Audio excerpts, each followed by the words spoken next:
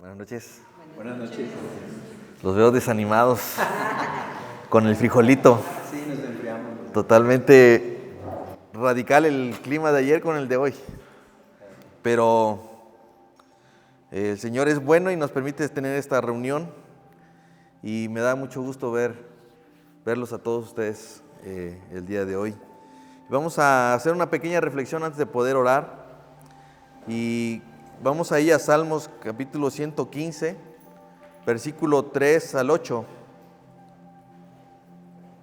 Salmos 115, versículos 3 al 8. Sería muy bueno que cuando vayan ustedes a su casa puedan leerlo todo y complementar la reflexión, quizás hacer un estudio más profundo porque el capítulo es muy bueno. Sin embargo, no me daría tiempo de hacer un estudio tan extenso porque nos llevaríamos mucho tiempo aquí y la idea es también orar.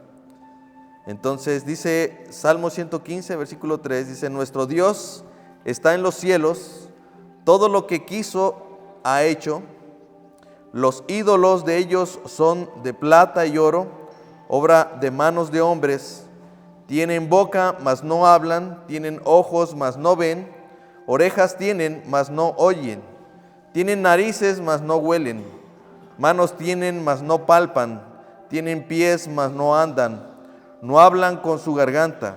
Semejante a ellos son los que lo hacen, y cualquiera que confía en ellos.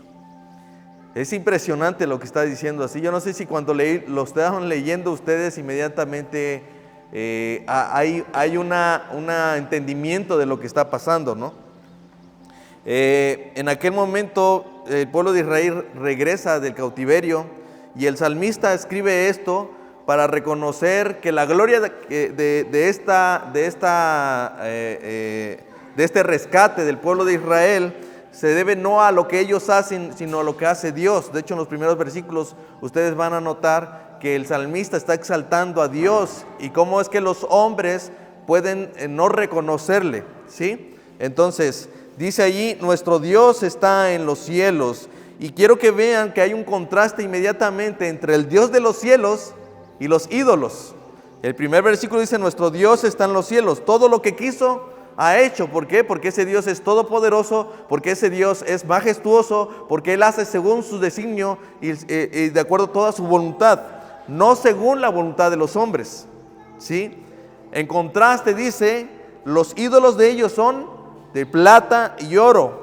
Y algo muy importante: obra de hombres, obra de manos de hombres. Es absurdo que de repente en aquellos tiempos la gente podía tomar como ídolos o como sus dioses aquellas cosas que ellos mismos esculpieron, aquellas cosas que ellos mismos crearon.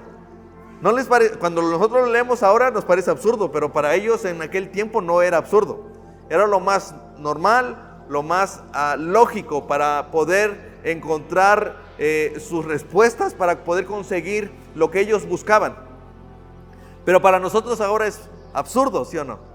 Es tan absurdo y vemos ese contraste. Miren, el primer versículo no requiere tanto, solamente habla de un Dios que hace todo lo que Él quiere, ¿sí? En contraste a este Dios que hace todo lo que Él quiere, encontramos a los dioses, ¿sí? A esos ídolos que tienen boca, ¿y qué dice allí? Mas no hablan. Tienen ojos, no ven. Orejas tienen, mas no oyen. Tienen narices, pero no huelen. Manos tienen, pero no pueden palpar. Tienen pies, pero no andan. No hablan con su garganta. Y lo más terrible que habla aquí la Escritura es que semejante a ellos son los que lo hacen. Por ahí escuché a algún pastor, o se dice o se entiende, que el hombre siempre termina pareciéndose a lo que adora, ¿sí? Y esa es una realidad. ¿Cómo era posible que en aquel momento la gente terminara inclinándose sobre un pedazo de madera esculpida? ¿Cómo era posible que en aquel momento un hombre quisiera poner incienso y adorar a un pedazo de piedra que él mismo esculpió? Es absurdo. Pero es que dice la Escritura que no es absurdo cuando vemos esta última parte que dice: semejante a ellos son los que lo hacen. hermanos, vivimos un tiempo donde quizás ya no estamos esculpiendo ídolos, que ya no estamos esculpiendo pedazos de madera para hacer nuestros dioses, ¿sí? Pero estamos esculpiendo ídolos, ¿sí? Seguimos levantando dioses falsos, seguimos haciendo obras de nuestras propias manos, estamos haciendo obras sobre las cuales nos podamos inclinar.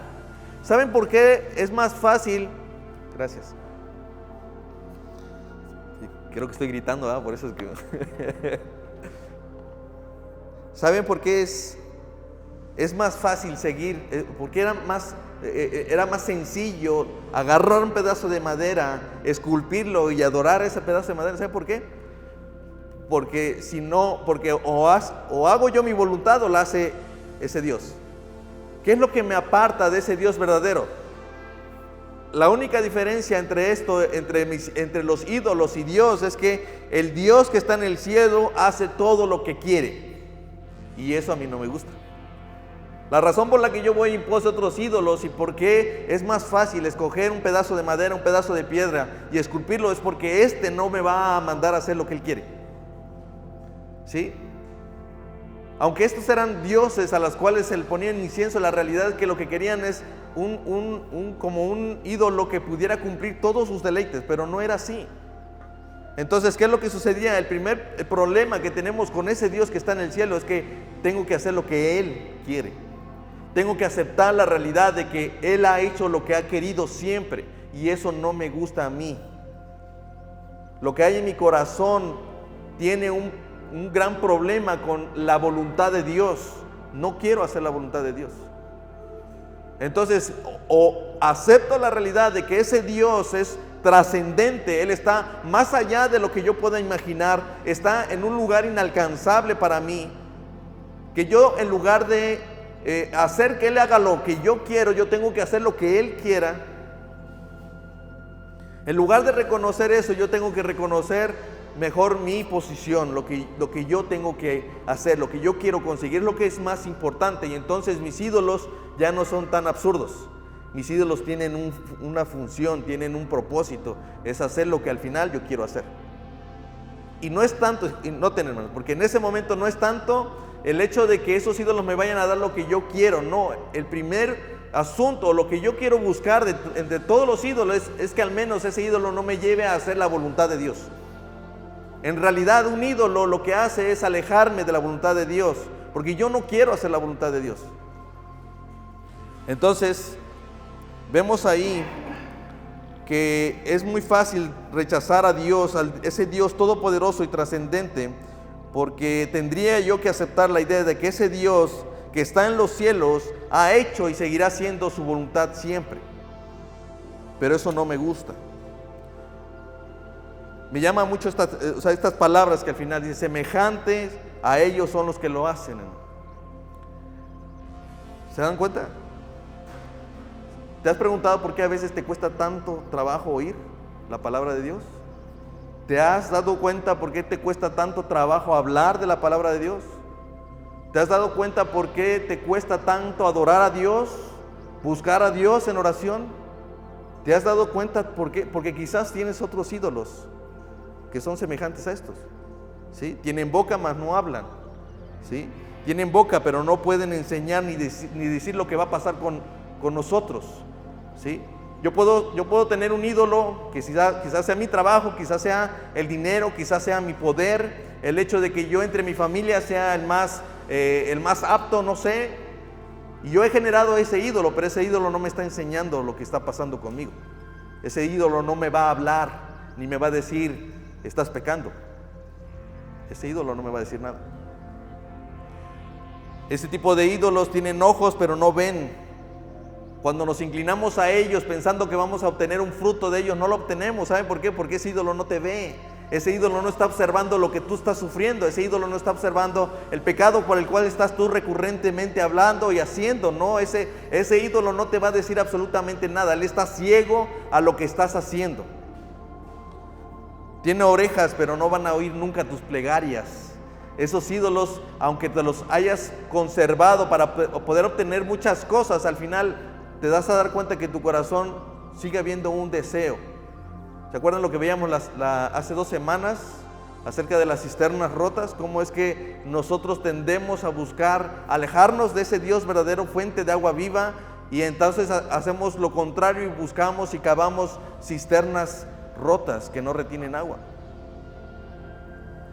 Así hacemos de nuestros ídolos. Y cuando me doy cuenta, simplemente me parezco tanto a esos ídolos. No soy capaz de ver ni siquiera mis propios pecados, no soy capaz de ver lo que yo estoy haciendo mal, ¿sí? No soy capaz de oír lo que Dios tiene que decirme a mí, no, porque mi ídolo me está diciendo: tú vas muy bien, estás siendo muy exitoso, estás levantando un vuelo, mira, nadie más te va a sacar de allí.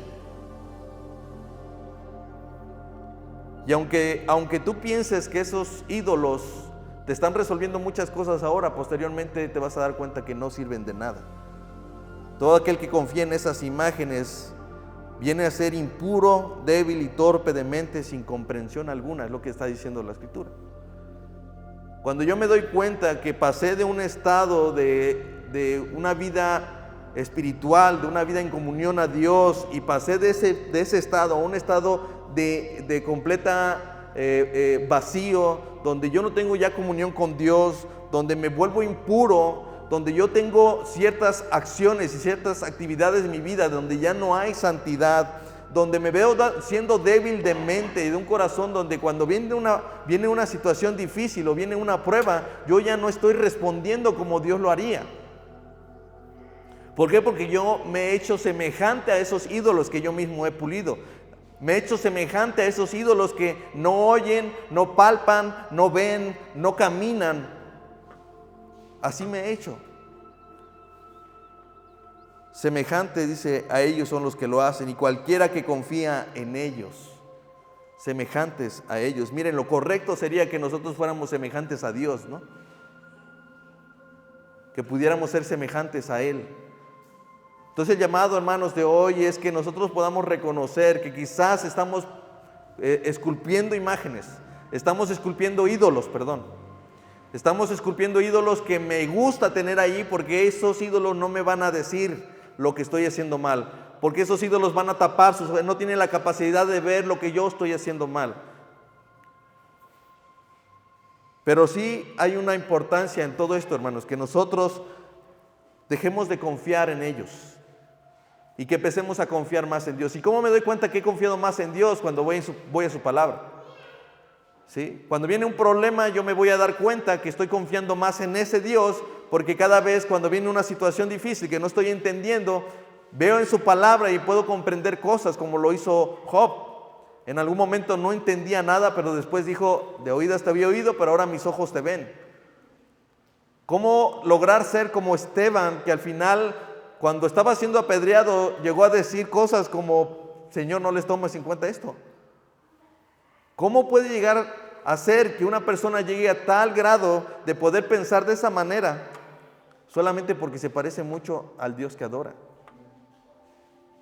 Pero cuando yo veo una situación, un problema, cuando veo que mi familia está mal, cuando veo que las cosas en el trabajo están mal, probablemente se deba a que yo he estado esculpiendo un Dios que no ve, que no oye, que no anda, que no huele, que no va a escuchar nunca mis plegarias, porque no está hecho para eso. Y entonces, como he depositado toda mi confianza en Él, yo me he vuelto como Él. Yo tampoco oigo, yo tampoco veo. No soy capaz de ver mi problema a la luz de la Escritura, a la luz de lo que Dios dice en la palabra. No soy capaz de entender lo que Dios dice acerca de mis problemas. Yo ya no lo tomo en cuenta, yo ya no estoy viendo, yo parezco igual a esos dioses. Entonces, hermanos, la única manera en la que yo deje de parecerme a esos ídolos es confiando en Dios. Por eso es que después, el versículo 9 al 11 dice: oh Israel, confía en Jehová, Él es tu ayuda y tu escudo. Casa de Aarón, confía en Jehová, Él es tu ayuda y tu escudo. Los que temen a Jehová, confían en Jehová, porque Él es tu ayuda y tu escudo. Hermano, ¿en quién confías ahora?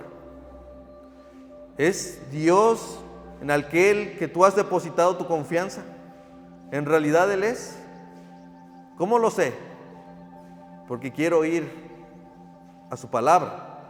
Porque cada vez que tengo una situación, yo quiero entender lo que está pasando con mis problemas, con mi familia, con mi matrimonio. Yo quiero entenderlo, no según mi experiencia, no según mi compadre o mi comadre que me acaba de hablar y que acaba de tener un divorcio. No. Yo quiero saber lo que Dios dice acerca de esto. Y cuando yo confío en Él, entonces yo dejo a un lado esos ídolos en los cuales yo confiaba y ahora me acerco plenamente en Él. Hermano, tú quieres parecerte, hermana, ¿quieres parecerte a Dios? Acércate a Él. Confía solamente en Él. Y entonces, si aquellos, dice la Escritura, que si estos son semejantes a los que lo hacen y confían en ellos, entonces es lo mismo si nosotros confiamos y buscamos a Dios, ¿no? ¿En quién quieres parecerte? ¿A quién quieres parecerte? ¿A quién estás adorando ahora más? Y probablemente haya cosas en las que sí estás buscando a Dios y haya cosas en las que no estás buscando a Dios. Entonces es un llamado para confiar completamente en Dios, ¿sí? Y para que seamos semejantes a ese Dios. Y solamente va a ser cuando nosotros confiemos completamente en Él, ¿sí? Hermano, hermana y hermano, creo que es momento de poder mirar hacia nuestro propio corazón y reconocer que quizás estamos creando dioses a nuestra imagen y semejanza. Dioses que no nos digan lo malo que hacemos, dioses que no juzguen nuestra forma de vivir, dioses que no nos digan en aquellas cosas que estamos alterando nuestras familias y alterando nuestros matrimonios. Hermanos, cuando nos encontremos con ese Dios, vamos a darnos cuenta de muchos errores, de muchos problemas y muchos pecados, pero es mucho mejor eso que estar ausentes de esa verdad, ausentes de esa palabra. Y entonces, lo más importante, hermano, es que no es absurdo confiar en un Dios todopoderoso, un Dios que es trascendente, un Dios que es inmanente, un Dios que es todopoderoso, un Dios que ama, un Dios que es bondadoso, un Dios que es misericordioso. ¿Te has notado, hermanos, de repente que no hay tanta gracia en ti? ¿Te has notado que de repente no hay tanta misericordia en ti? ¿Te has dado cuenta que de repente no hay tanto conocimiento de Dios en ti? Quizás no estás confiando en Dios, quizás no estás buscando a Dios. Pero es momento de que entendamos que ese Dios que está en los cielos y que ha hecho siempre lo que ha querido es digno de confianza. Entonces hay un llamado, dice la Escritura, los que temen a Dios, los que temen en Jehová, confíen en Jehová, porque Él es nuestra ayuda y nuestro escudo. Amén. Amén. Bueno, entonces, con eso en mente, hermanos, creo que es un buen tiempo para reconocer y orar por aquellos espacios de nuestras vidas donde hemos esculpido otros dioses, otros ídolos que no tienen ningún poder, no tienen ninguna capacidad ni de escuchar nuestras plegarias, aún nuestra adoración no la pueden recibir, ¿sí? Todo lo que nosotros hacemos ellos no lo pueden ver, no lo pueden notar, no tienen la capacidad de hacer nada por nosotros, son inútiles, son absurdos.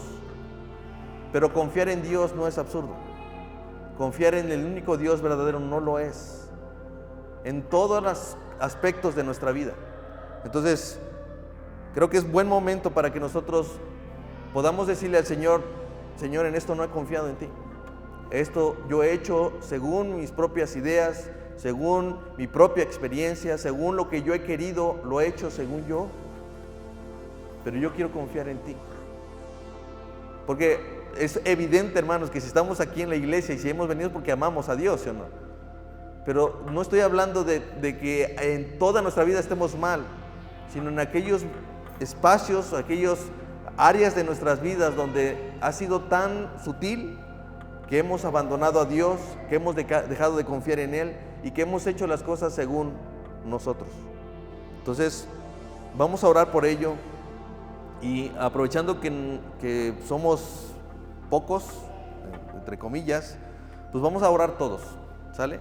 Entonces vamos a aplicar la misma dinámica que hemos ocupado y empezando por Manuel vamos a comenzar a orar de una manera breve pero concisa acerca de esto y de las necesidades que tenemos de Dios en cada una de las áreas de nuestras vidas.